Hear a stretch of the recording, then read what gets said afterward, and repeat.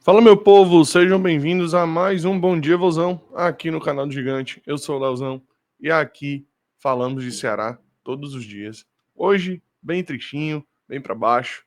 O Ceará perdeu ontem, mas vamos lá conversar sobre essa partida.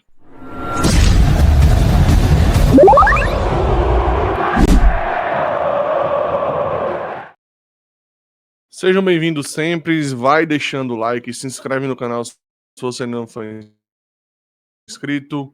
E compartilhe esse vídeo com todo mundo, que é de extrema importância que você ajude o canal do Gigante a crescer cada vez mais aqui no YouTube, beleza? Turma, vamos lá, vamos começar a conversar sobre essa partida, né? Que para mim o ponto principal, evidente, claro e óbvio foi: faltou banco, faltou elenco, faltou contratações. Num jogo onde nós não poderíamos contar com o Pedro Raul, e se sabia disso desde o Campeonato Cearense, eu não vou nem dizer da primeira rodada. Se sabia que o Pedro Raul não ia jogar hoje desde o Campeonato Cearense, desde que ele foi contratado.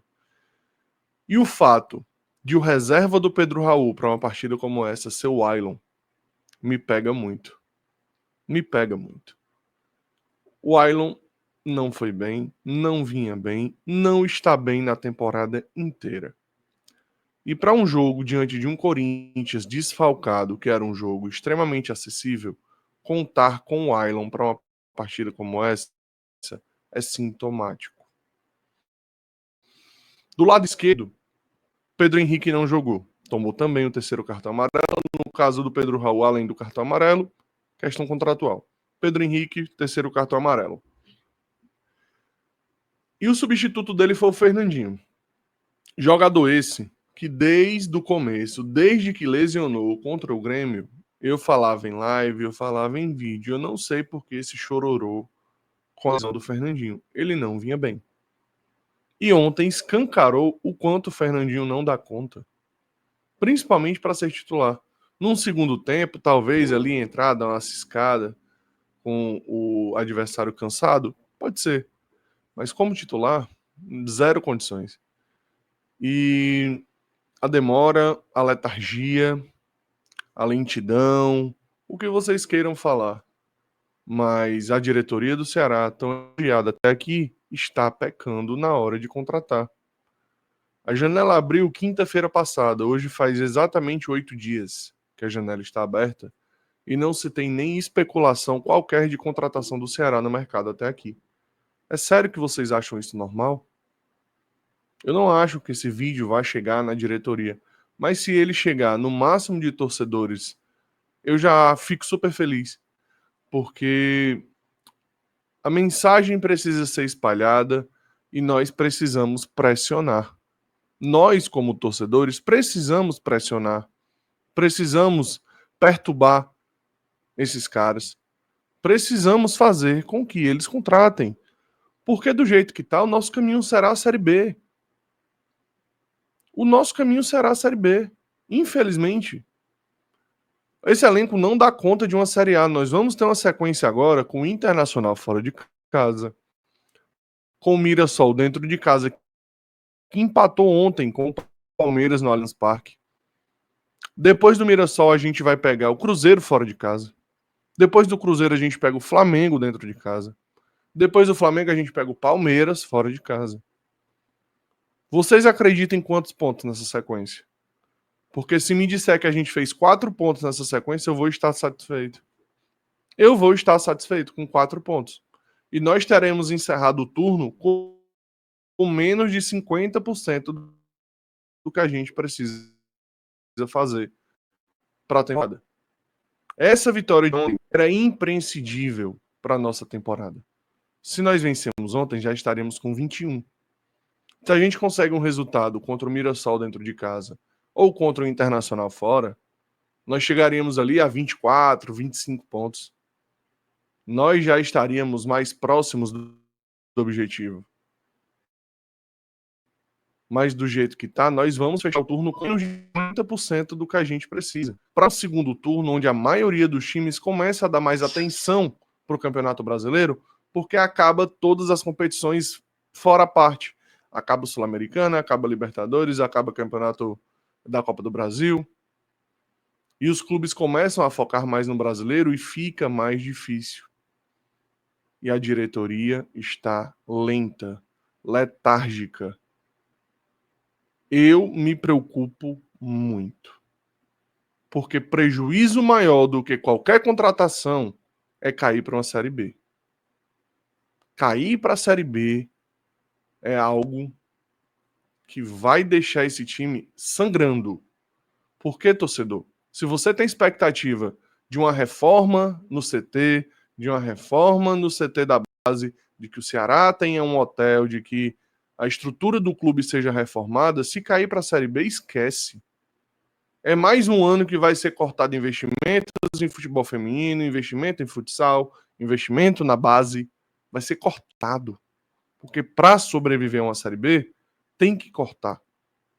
Eu já falei num vídeo anterior.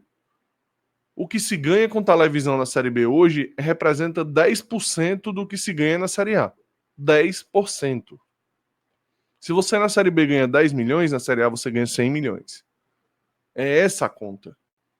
Esse time não pode cair. Essa diretoria tem que acordar e tem que contratar. Mas vamos dar uma passadinha aqui agora no que o Léo Condé falou sobre o resultado da partida. Eu nem vi o vídeo, vou compartilhar com vocês aqui agora para a gente ver juntos. Um pouco de tudo, né? Primeiro, em alguns momentos no primeiro tempo, o Corinthians pressionou muito a nossa saída de bola. O campo, né, tá nítido, assim, que a gente sabe que foi feito um trabalho de recuperação, mas ainda está com muita areia. As duas equipes, né, no clássico também, com um pouco de dificuldade de iniciação de jogo, ninguém está conseguindo fazer uma construção limpa, mais mérito também na marcação deles, mas depois no segundo tempo não, a gente adiantou um pouco as linhas, conseguimos jogar dentro do campo do Corinthians, e a gente passou a circular um pouco melhor a bola. Talvez um pouco de precipitação, de tentar forçar a jogada, de fazer o ataque à última linha no time de decisão, né? O trabalho nosso é tentar levar a bola, fazer com que o time chegue no último terço, e ali são tomadas de decisões às vezes individuais. É claro que a gente tem sim alguns mecanismos de movimento que às vezes sai, às vezes não. Eu acho que hoje muito mérito do Corinthians, que marcou muito bem, ele veio com 3 volantes, faltou um pouquinho mais de ultrapassagem, um pouco mais de jogo pelo lado do campo. Tá aí a fala do Condé, o que ele achou, o que ele analisou da partida. O Condé sempre é muito lúcido nesse quesito, eu não vou reclamar dele em relação a isso, ele sempre se mostra muito lúcido, mas é complicado, né? E uma coisa que eu tô vendo aqui que eu preciso mostrar, tá? Cara, eu produzo blog para postar aqui. E a Polícia Militar do Estado do Ceará ontem me proibiu de entrar com a bateria portátil que eu uso para carregar meu telefone. E o argumento deles é que eu não vou jogar, para poder eu não jogar a minha bateria no campo. Minha bateria que custou R$250, eu vou jogar no campo, idiota, sou imbecil. Mas a torcida do Corinthians entrou com um monte de sinalizadores e fogos de artifício dentro da Arena Castelão. Tem que rever os conceitos, tá, Polícia Militar? Tem que rever coisas que vocês vão proibir da gente e fiscalizar melhor a entrada do estádio. É só o que eu tenho a dizer sobre isso. Vamos lá agora aqui para a fala do Caio Costa, ver o que ele falou. E o torcedor do Ceará que veio à Arena Castelão deixou o estádio bem frustrado. Após um jogo de pouquíssimas chances de gol, uma falha grosseira da defesa alvinegra, principalmente do zagueiro Marlon, acabou decidindo a favor do Corinthians. Mas tem lições a serem tomadas. Primeiro, o Ceará tem um time competitivo com aqueles 11 titulares que possam criar novas alternativas. Essas alternativas são bem escassas. O Condé não tem tanta peça que possa mudar o andamento de um jogo como precisou no segundo tempo. Fato é que o Ceará tem um elenco ali muito na conta do chá.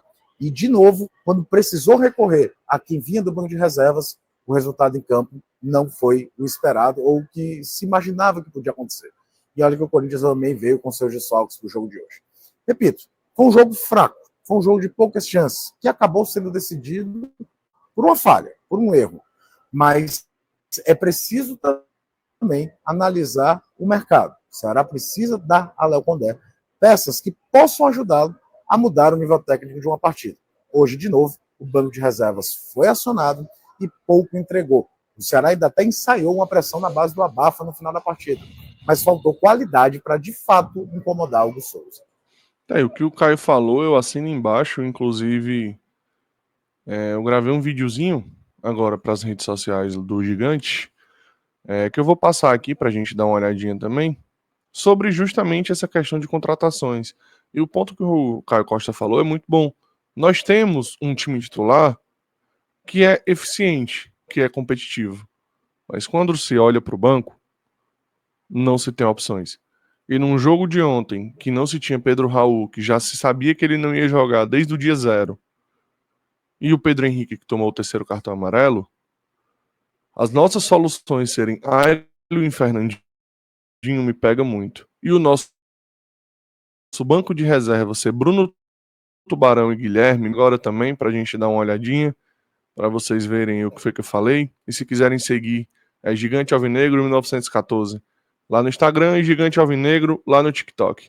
Então, se vocês gostam também desse conteúdo curto, sigam lá as redes sociais do Gigante para conferirem o que eu tô falando por lá.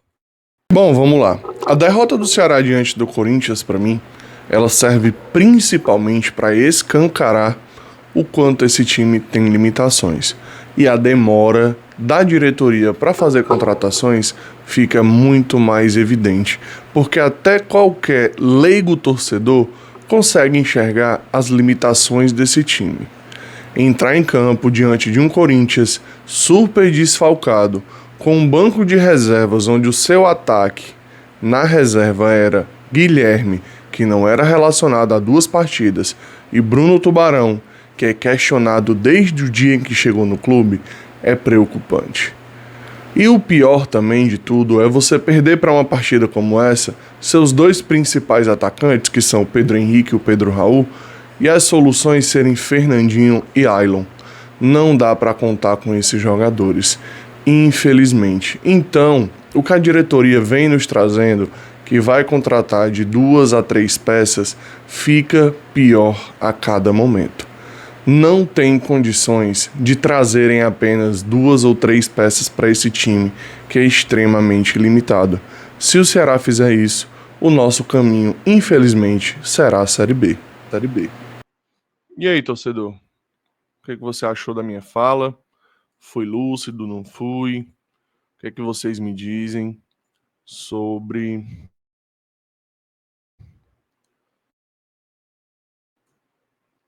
da minha opinião? E comentem lá no vídeo também no Instagram, que ajuda bastante, tá? Pra gente finalizar, vou trazer aqui a tabela do Brasileirão, né? Como é que ficou após os jogos de ontem. Só tem mais uma partida nessa rodada que vai ser disputado hoje. Cruzeiro e Fluminense. Cruzeiro pode assumir a liderança do Campeonato Brasileiro, vem fazendo uma baita campanha. Pode ser o primeiro clube a atingir os 30 pontos. Baita campanha do Cruzeiro, tá? Muito bom mesmo. Vamos lá. Flamengo perdeu ontem para o Santos, é o líder ainda, com saldo de gols absurdo, de 21 gols do Flamengo, absurdo isso aqui. Cruzeiro com 27, o Bragantino também com 27, o Bragantino empatou com o São Paulo ontem, em 2-2. Bahia com 24, Palmeiras com 23, só dentro de casa. Botafogo empatou com o Vitória ontem, 0-0 também. Eu errei tudo nessa rodada no palpitômetro. Fluminense tem 20 pontos, não jogou. Ainda, né, joga hoje. Atlético Mineiro com 20 pontos também não joga na rodada, teve jogo adiado. Corinthians, que foi o que venceu a gente, e nos ultrapassou. Né, e com os jogos que vão acontecer, era o único que ultrapassaria. Os outros agora, os jogos não acontecem. E o Mirassol também aconteceu, mas empatou e continua abaixo da gente. Mas o Mirassol ainda tem uma partida a menos do que o Ceará. Vamos lá. Mirassol, Grêmio com 16 pontos. O Grêmio também não jogou. Jogou ontem pela Sul-Americana e perdeu. O Santos, que respira no campeonato, chega a 14 pontos com a vitória diante do Flamengo, com um gol de Neymar. O menino Ney está voltando, eu fico feliz. Eu sou fã do Neymar. Internacional com 14, também não jogou. Tinha um jogo diante do Bahia, não jogou na rodada. Vasco da Gama também não jogou, porque jogou Sul-Americana. Vitória, com 12 pontos, empatou com o Botafogo. É o porteiro da entrada do Z4. Juventude não jogou na rodada, tem 11. Fortaleza também não joga na rodada, tem 10. E Sport também não joga na rodada, tem 3 pontos. Vamos olhar aqui os resultados. A nossa derrota, vitória do Santos, empate aqui. Uma rodada com muitos empates, né? Dos 5 jogos realizados ontem, foram 3 empates e 2 vitórias, né? Poderiam ter sido 4 empates, né? Se o Ceará tivesse segurado mais um empatezinho, mas vamos. Já começa no sábado com Fortaleza e Bahia, Vasco e Grêmio. Esse jogo aqui é importante pra gente olhar, até só um empatezinho eu não acho ruim, não. Mirassol e Santos, esse jogo aqui também poderia ser um empate, tá? Não acharia ruim também, não. São Paulo e Corinthians, mais um jogo que poderia ser empate. Internacional e Ceará. O nosso jogo é 11 da manhã. Jogo lá no Rio Grande do Sul, né? 11 da manhã no domingo. Bom que a gente assiste, almoça e curte o resto do domingo. Vitória e Bragantino. Que o Bragantino pode descer o sarrafo no Vitória. Quanto mais o time lá de baixo perder, pra mim é melhor. Cruzeiro e Juventude, digo mesmo. Pode descer o sarrafo nesse Juventude aí, Cruzeiro.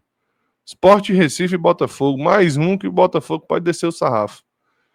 Palmeiras e Atlético aqui, independente de quem ganhar. E no Fla-Flu também, pra mim, é indiferente. Quem ganhar, pra mim, tanto faz.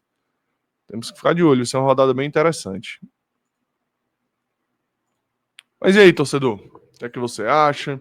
Deixa o like no vídeo, se inscreve no canal se você não for inscrito, é muito importante a sua inscrição.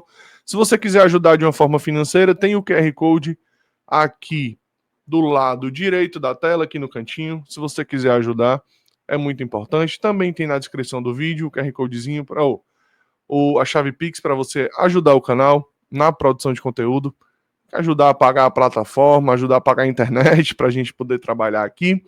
Então é muito importante. Então deixa o like no vídeo. Antes de sair, compartilhe com todo mundo, se inscreva no canal. E até a próxima, meu povo. Valeu!